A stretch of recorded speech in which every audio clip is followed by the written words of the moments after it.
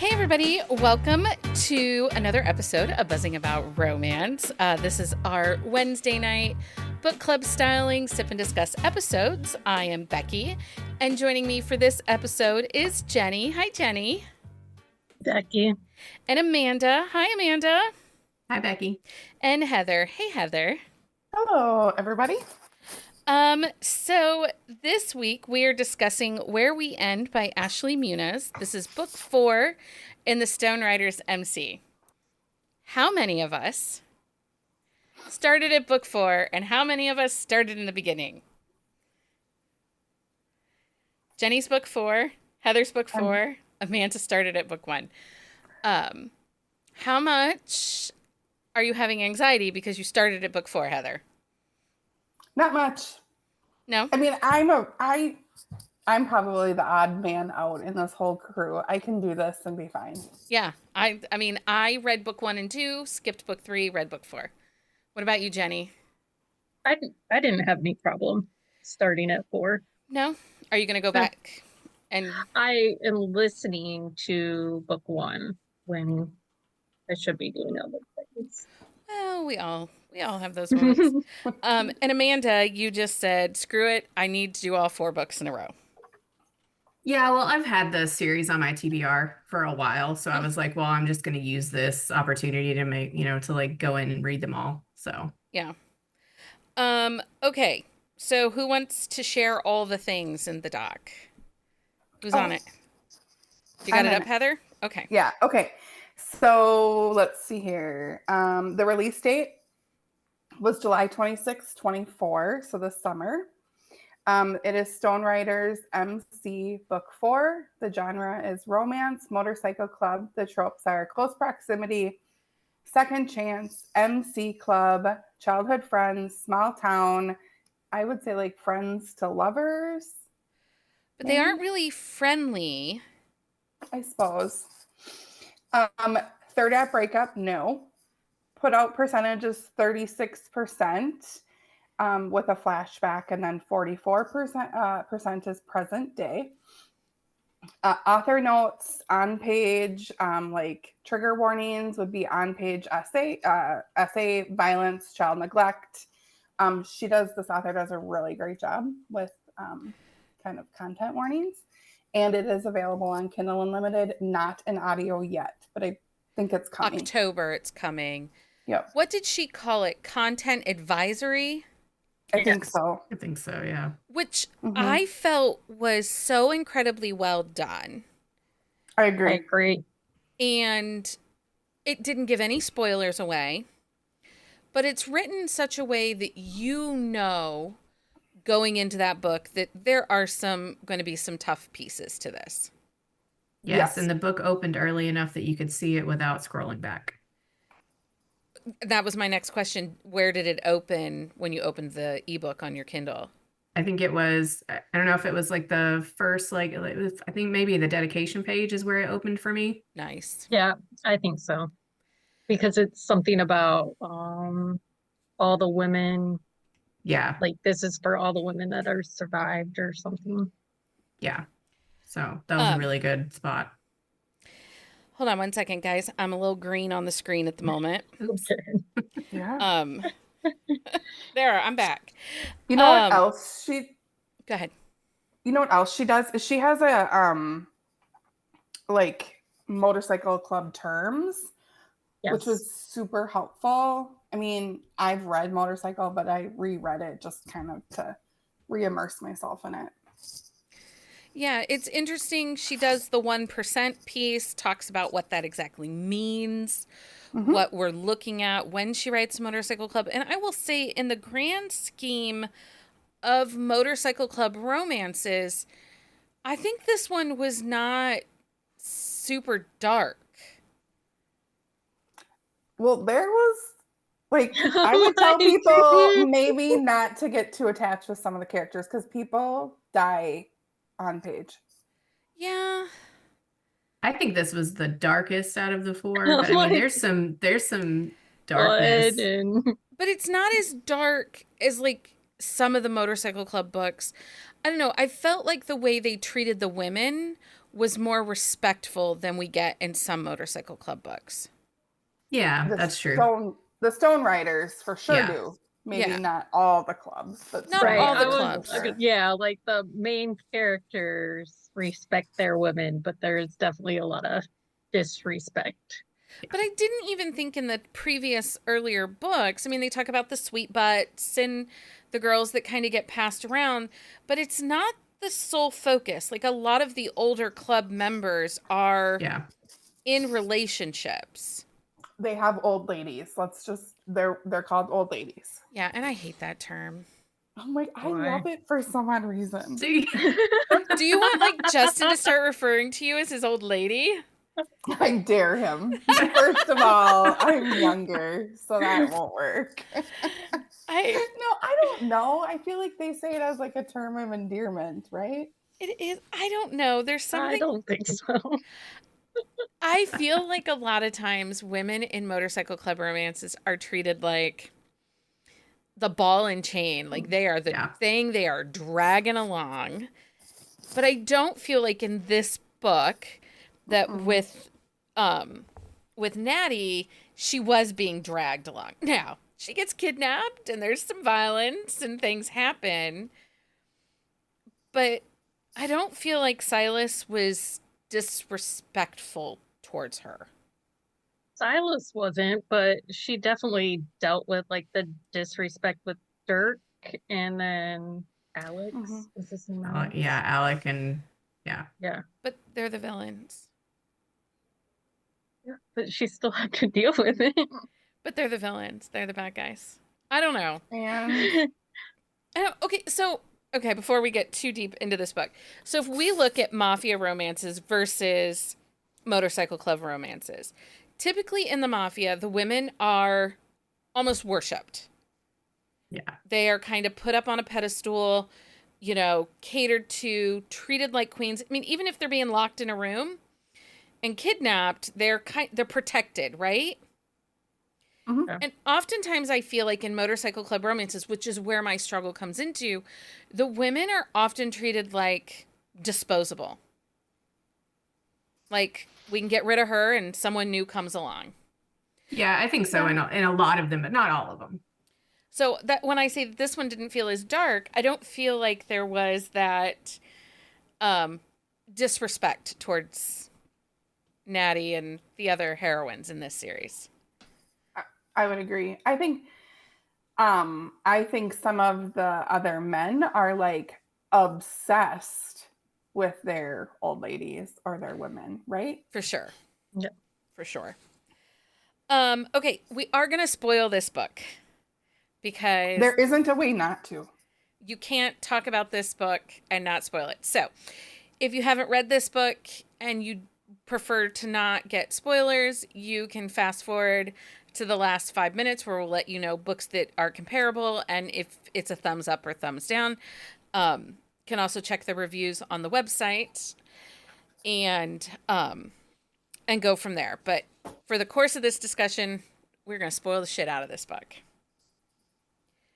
So Let's do this it. book picks up as book 3 is ending.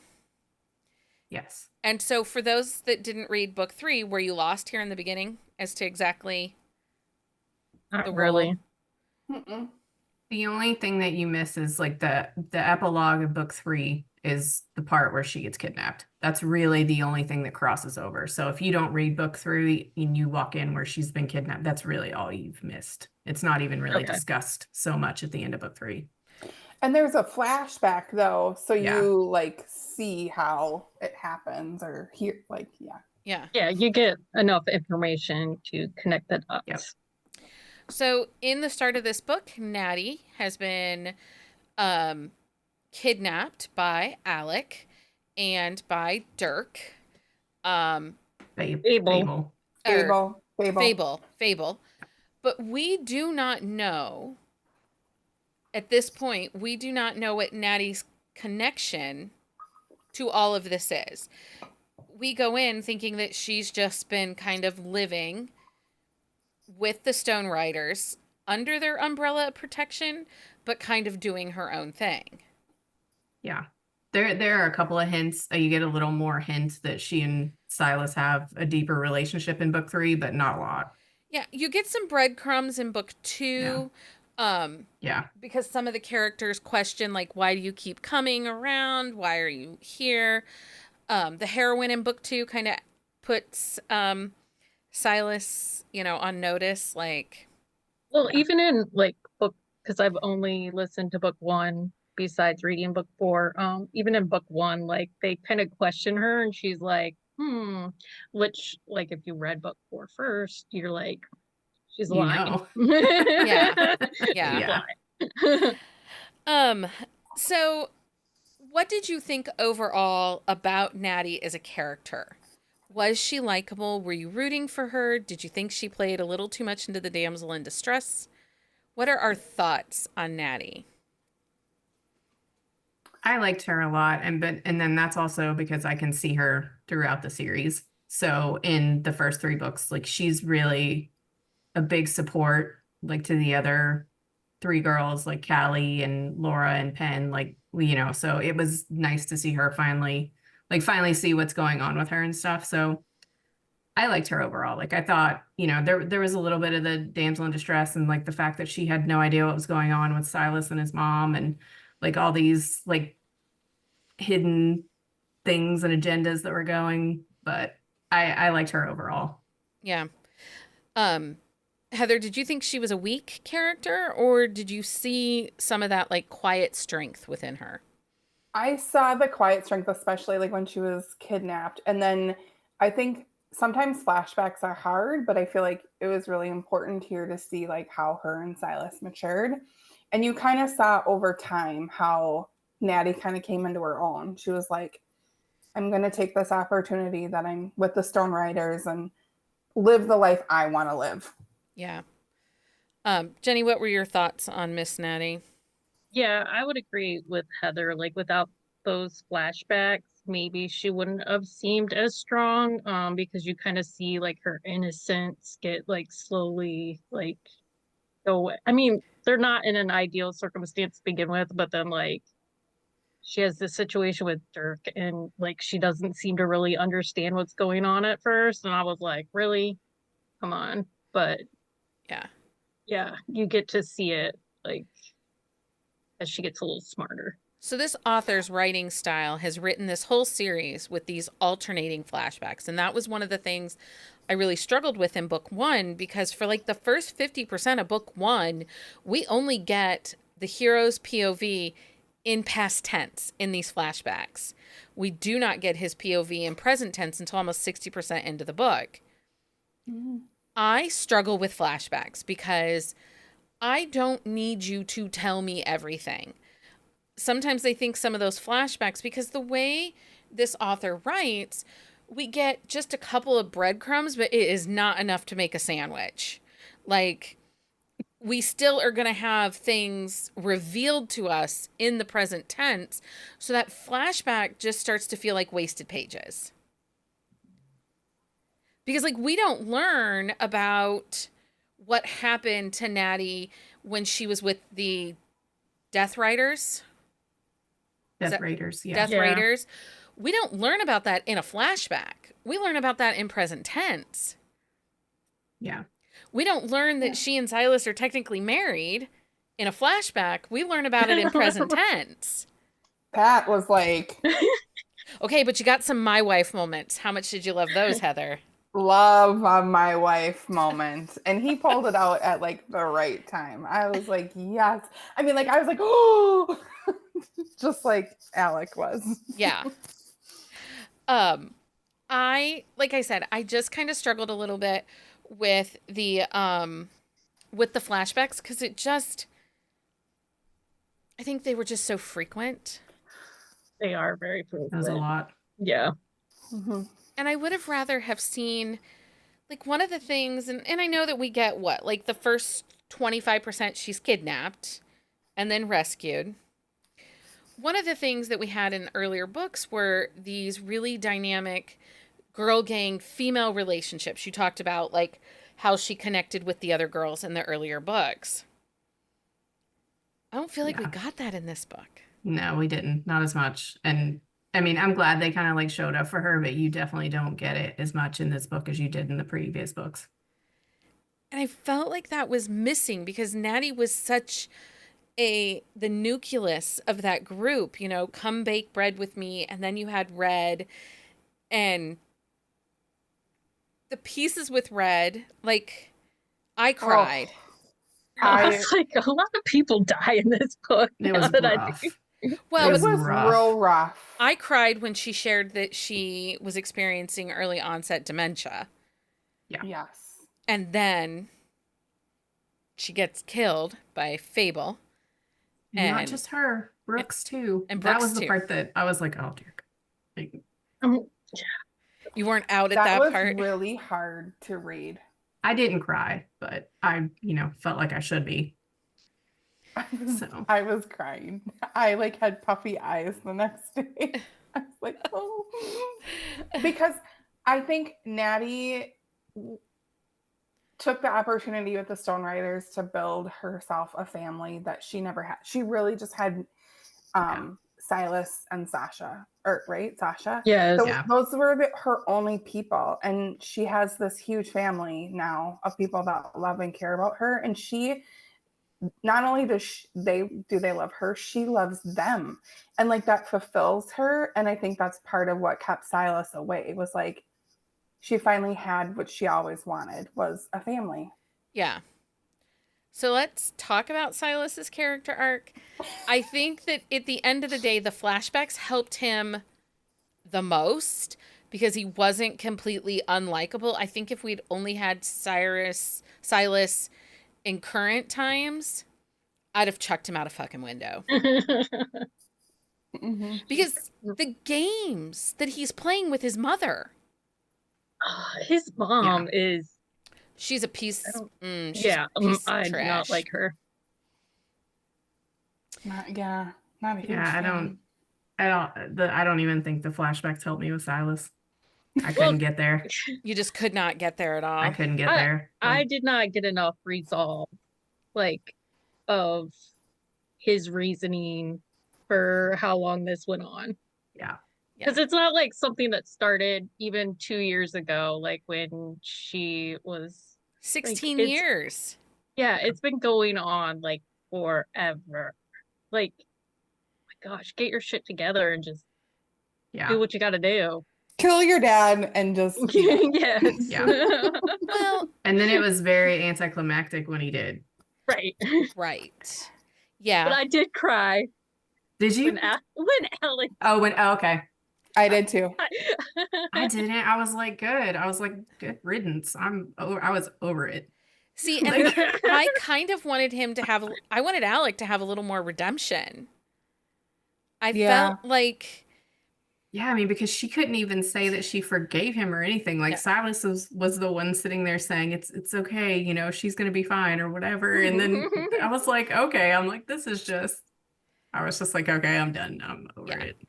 I felt like the author had all these ideas on how to make Silas this complex, tortured soul.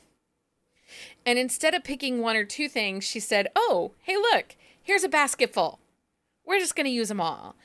And it was just too much. Like, I get a tortured poet, but he can't be a tortured poet and a assassin that crucifies people upside down for a motorcycle club and working behind the scenes to kill his dad, and also supposedly this very romantic, thoughtful, engaging friend. And he's also following her the whole time. Yeah, stalking. Like, I mean, I don't even, I mean, we're definitely in stalker territory here. Mm-hmm.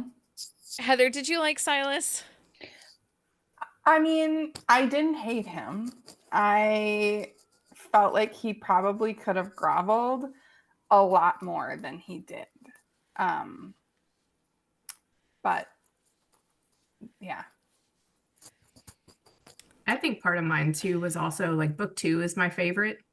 Okay. And he's real bad in that book. And I don't think I just don't think I could mentally like get over it. I really liked book 2, and I felt like book 2 out of the out of the 3 of the 4 books that I've read, book 2 had the most well thought out plot line. Yes, and the least amount of flashbacks. The least amount of flashbacks, because you really couldn't, because they didn't Yeah. really have a history. Who's in book 2? Killian and Laura. Okay. And I absolutely loved the Rachel piece Yeah, that was my favorite part of this book. in this book. Yeah. Killian's mom. Yeah. Because and that's the other thing in this series. And again, I think it's a struggle with Motorcycle Club. The mothers, for the most part, are just twerpy, derpy, stupid. And we're supposed to have these women that we're looking up to that are these strong, capable, like, look, they're surviving in this club. But they're learning from drug addicts, from manipulative bitches like Sasha, or, you know, Laura's mom was just like arm candy and a trophy wife. Well, yeah, but her dad's like a senator. Right, right. But yeah. But- Yeah, the moms in this series are not. None Yeah. of them are. It was interesting how, you know, I like Sasha taught Silas and Natty Latin because they couldn't talk around. It was like everything was so secretive. Yeah. Yeah. That piece was interesting.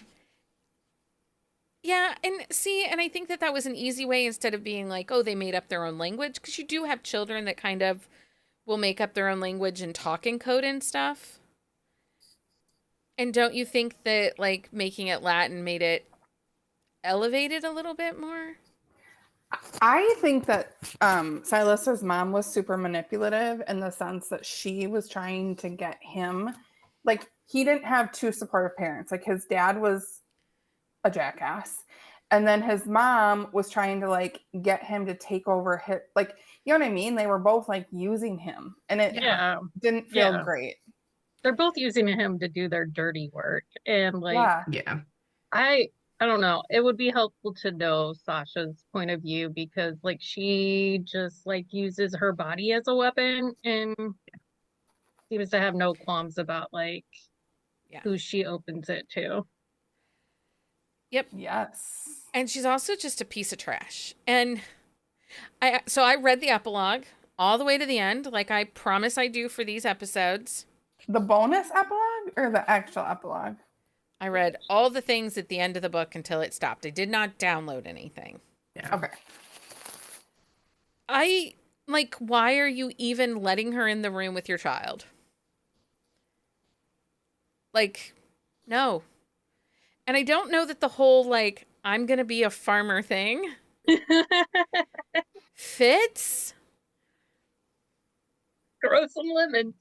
It would make sense to me.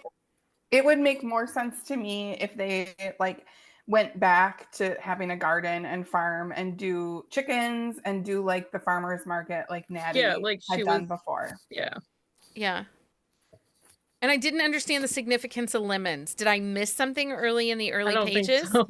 It was he stumbled upon this house and the caretakers or whatever, like he was picking lemons for them, and I think that was the only reference as far as I can tell. There were a couple times when Lance, that was his second in command, right? Yeah. Said like, you smell like lemons. So You're like, dirty, but you smell like lemons. What's going on? Yeah. Okay, I missed that. I missed that, but okay, here's my other thought. Do lemons grow in Virginia?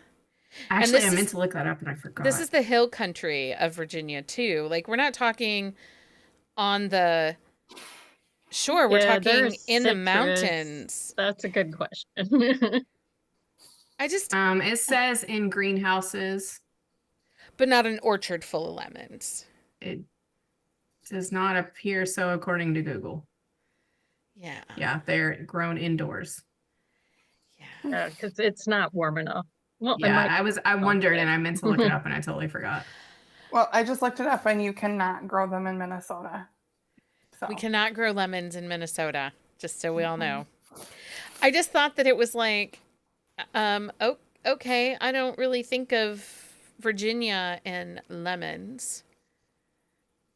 Apples, maybe. Yeah. I think they mentioned at the end that he had added apples, right? At the in the Yeah, epilogue there or was something. there right? was other fruit. Yeah. I don't know. I don't know. Maybe she just likes lemon, or Maybe, like, yeah, I was gonna say maybe it means something to her or life personally. gives you lemons, grow some. I don't know. Possibly. I don't. I liked her writing style, Yeah. Mhm. but I do think that she is one of those types of writers that likes to throw everything at the wall and doesn't necessarily edit herself down, which is why we get alternating flashback chapters. Because she doesn't know how to tell the story in a Yeah. way that shows us through banter, conversation, to give us that history we needed. Did we need the frog pond hunting scenes? No. I mean, Did one not. or two of the wardrobe scenes made sense, right? So that we could understand Yeah. how much danger. But I think you Mhm. could have written that in a prologue or one flashback scene. I don't know that we needed it every other chapter for 32 chapters. Oh, is that how long it was? I don't know. I don't know. It just, what were your thoughts on the fact that they had had this secret marriage? We know he says, he kind of blurts out, "You're my wife," Mm-hmm. that they married young in secrecy. Do you feel like enough hints were given that that was believable? Or do you again feel like this was a, let's throw something at the wall? I didn't have a problem with that piece. Like I believed it. Like Me too. I don't know if it was necessarily hinted at enough, but you knew there was something big going on, like relationship wise. Yeah. Yeah. So I didn't have a problem with that piece. My struggle was I felt like she kind of painted herself into a corner and didn't know how to unpaint herself. So she needed something to be a big reveal to stop everybody in motion so she could reset the room. I felt like Natty really pushed it. Like she was like, I want to get married now. And I think because she was feeling the pressure of Dirk, and then that would give her the opportunity to be like, well, I'm married to Silas. Like if it came up, like that would stop him. And Silas didn't understand that because she wasn't open with him about everything that was happening. And then his mom also like basically forced her to lie to him. Yeah. Well, I think for Natty, like some of it was if they got married, maybe he would come back more Mhm. often, or like they would finally move on from, because that seemed to be like the overall goal was to like get away from the club. And to get him to stay, just to stop leaving her. Right. Yeah. Because his constant leaving felt like, I think in that, and I think it was done intentional. We were supposed to feel like he was being pulled in several Yeah. directions.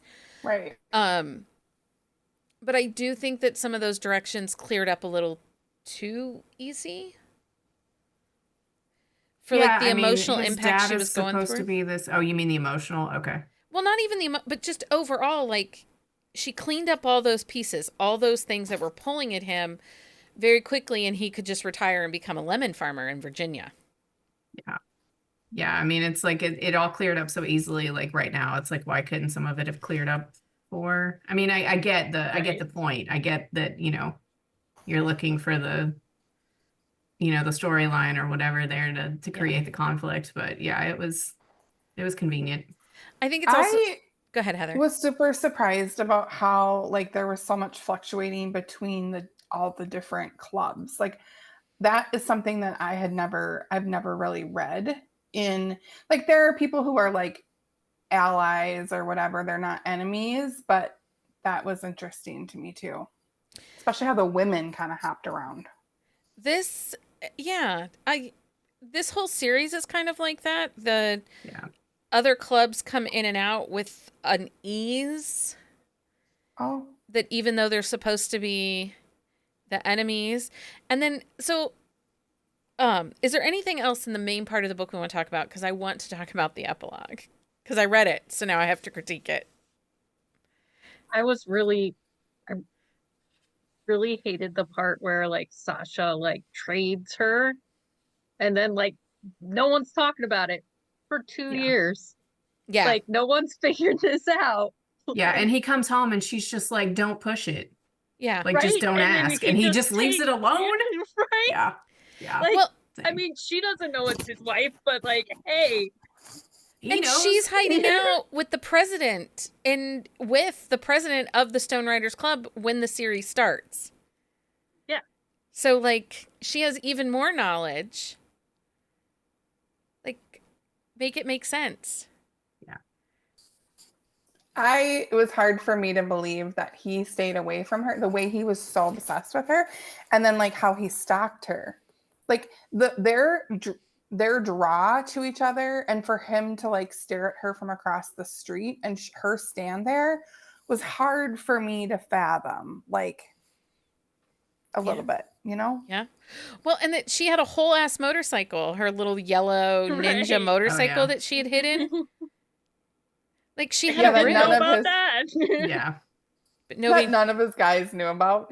She was like, haha, you didn't know about it. And he's Yeah. like, well, now we feel real stupid. But like, she, hid that for 2 years. Yeah. And drove on her moped that he left her the rest of the time. Yeah.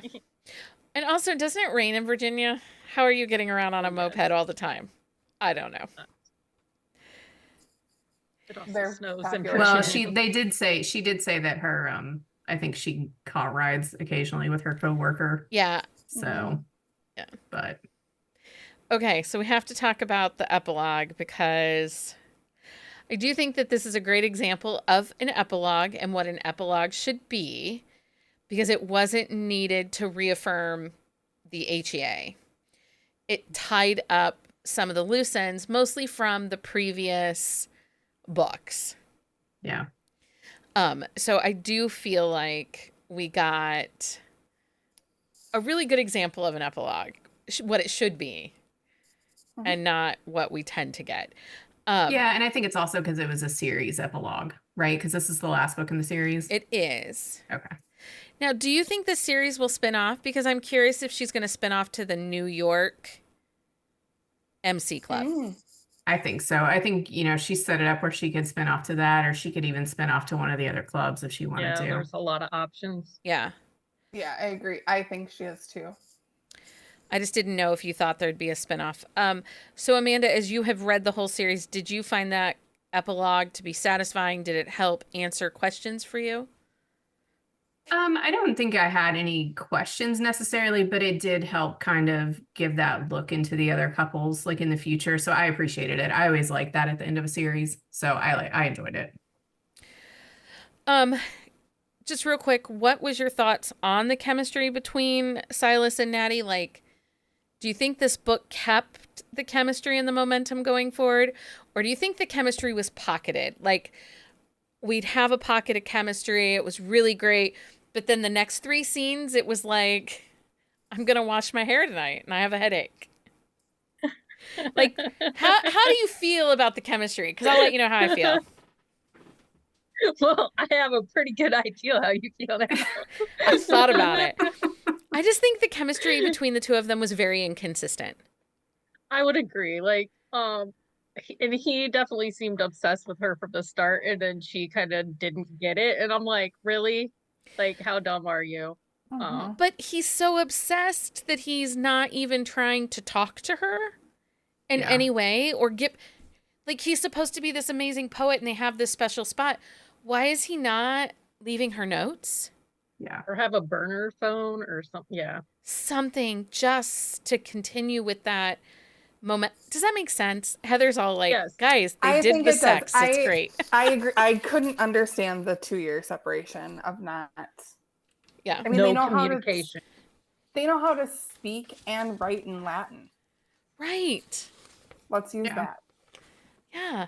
Like, I imagine, a journal hidden in a steel pail by the lake where there was a special spot that they could have gone even through all of this, like throughout the 4 books, something that we as a reader were getting those moments to continue on to that chemistry, because that 2 years and him able to be like, keep his distance, but watch from a distance kind of thing. Do you think? Yeah, and that could have even been like a device where they told the story that way instead of like flashbacks. Yep. I had this conversation with my husband because I was like, so if like my life was threatened and the only way to save it was to like send me away, would you do that? Like no communication. And he was like, oh yeah. And I'm like, well, that's good, but I would probably kill you. And then like whoever's out to kill me is going to kill me too. And like problem solved. Like I, I cannot My concept. husband's like 2 years of not talking to you. Be real hard. I wonder how I get through. Now, see, it's funny because Mike would be the Jenny in our situation. He'd be like, no, we'd go and we'd hike together and we'd be together. And I'd be like, see ya. I'll be back in 2 years. I can stalk you from afar. So, Interesting. I don't know. Amanda, are you the lever or the stayer? Oh, I don't know. I think we're both like the saver. Like, I don't know. I don't even know. I We'd think both be it's they like, were- okay, can everybody just leave? We would be the people that ran away and just Hit out. like left it all behind. I Get think new the- identities. Yeah. I think the other piece that really maybe for us as adults who are older and wiser and have lived experience, it's different for us because they were young. I mean, Yeah, got they're really married at, young. like they're Yeah. super young. Yeah. And so he also trusts his mom. And I think through that process has realized that he couldn't trust his mom because she wasn't really necessarily looking out for his best interest. She was playing a game. Yeah. Yeah. She is a piece of shit. Okay. Is there anything else in this book that you would like to talk about before I make you tell me thumbs up, thumbs down? No. Okay. So thumbs up, thumbs down. Did you like this book? Would you read another Ashley Munoz? What are your thoughts, Jenni? Thumbs up. Okay. It's not my normal read, but yeah, I didn't mind it. And it definitely moves fast. Like the flashbacks break it up, but Yeah. What about you, Amanda? Is this an author you'd pick up again? I will read stuff from her again, but I'm gonna give this one a thumbs down. Okay. I could have not read this and been fine. I didn't. I think I probably like did myself a disservice reading all three of them before this one, because I had a favorite, obviously, and I didn't really like Silas. Yeah. And I think right now too, so I will also caveat this that I am not really in a place like mentally to read something with this kind of emotional darkness and damage right now. So I think that's probably also pushing my thumbs down. So just, Yeah. there's a But it's caveat with valid. that. It's valid Yeah. because, many of us are mood readers. Many of us, Yeah. current life and circumstance can affect us. And I absolutely feel like the thumbs down is valid, particularly because you had read the previous books. So you saw potential, but then to read this with a character that really needed some redemption, we did not get redemption. Yeah. Heather, what are your thoughts? Thumbs up, thumbs down? Would you read Ashley Munoz again? Yeah, I would give it a thumbs up. I don't think I could binge this series. I feel like this was very thick. Like, I don't know how to explain it. Like, it's very emotionally thick and sort of dark. It's heavy. It's And heavy. yeah. I could not binge this series. So I think that I would go back, but I don't think I could read them consecutively.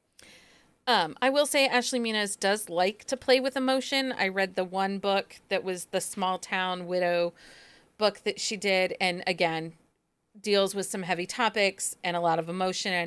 And I'm actually with Amanda on this one. This was a thumbs down for me. I actually felt like this was kind of a disappointment to the end of this series because, like her, I didn't read book 3, but I loved book 2. Yeah. And I feel like it was just so incredibly well done, and there were less flashbacks, and I think that that's the key for me. I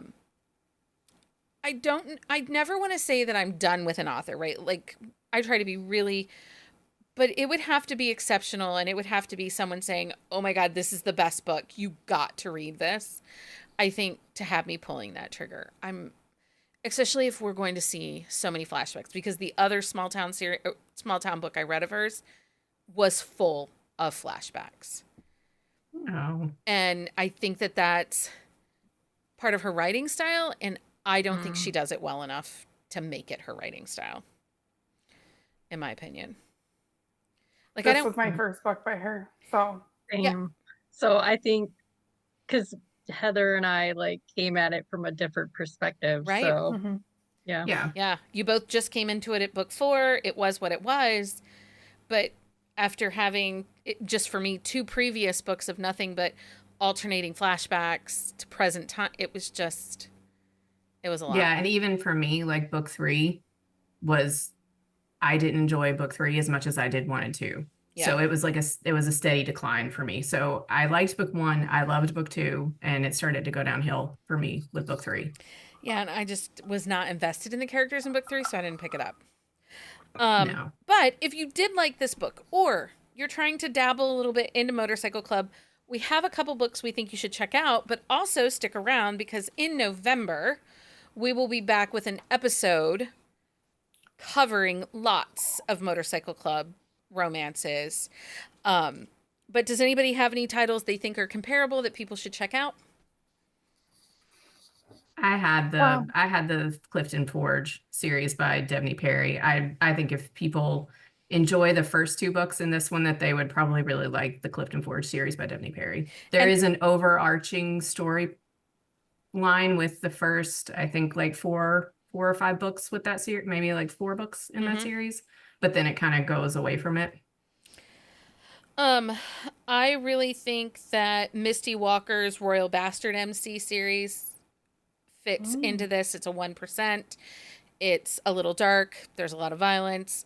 There is a lot more power play into that series. So if that power dynamic is not something you're into, that would not be a series for you.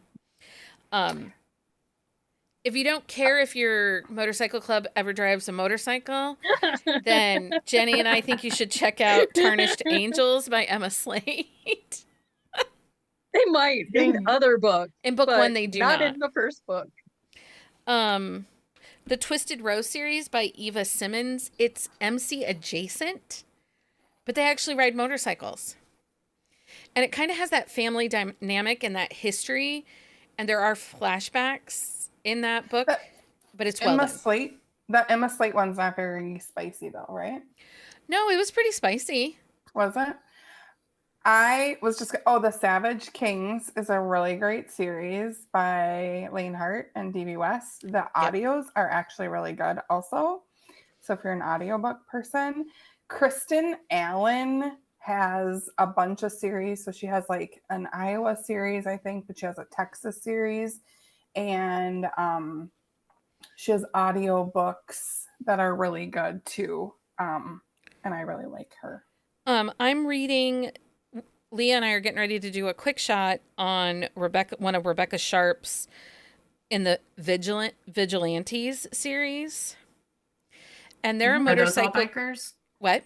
Are those all bikers in that series? They are. Okay. They're motorcycle bikers that do good, that are like vigilantes, that are trying to like seek justice. I'm really impressed. I have the audiobook that I'm doing, and it's really well done. So there's that. Shell Bliss. Jeannie St. James also has some good ones. Yeah. She does. Shell Bliss also has some Motorcycle Club books. Okay, like we said, make sure you come back. If you enjoy MC books, come back and visit us in November. We'll be all about motorcycle clubs. We have a whole episode. Okay. Make sure you join us on Sunday. We are going to talk about rom-coms and the fish out of water trope. I think it's just Jenny and I. But we're going to break down rom-coms and fish out of water. Which, if you think about some of like your favorite TV shows, like if you loved Schitt's Creek, then Fish Out of Water is something you would like. So we're going to talk about that and a little bit of kind of some comp titles and such for the idea of Fish Out of Water. Next Wednesday, we're back with our buzzing book club pick, The Brazen One by Daisy Jane. this Saturday is book club. I have to tell you the funniest story, you guys. So, Oh, like the week before book club, the Sunday before book club, I always send out the email with the drinks, mhm. and all the rules just to remind everybody, right? Yeah. I got the sweetest email back from Daisy Jane. She was like, "Oh my God, I'm so excited. I cannot wait to hang out with you guys. Also, can I share these drink recipes because these are amazing?" And I'm like, sure. Like, sure. She's like, "I'll credit you." I'm like, I don't care. It's fine. I've been making up drinks for 4 years. And this is the first time that an author was like, "Oh my God, I can't wait. I love all these drinks."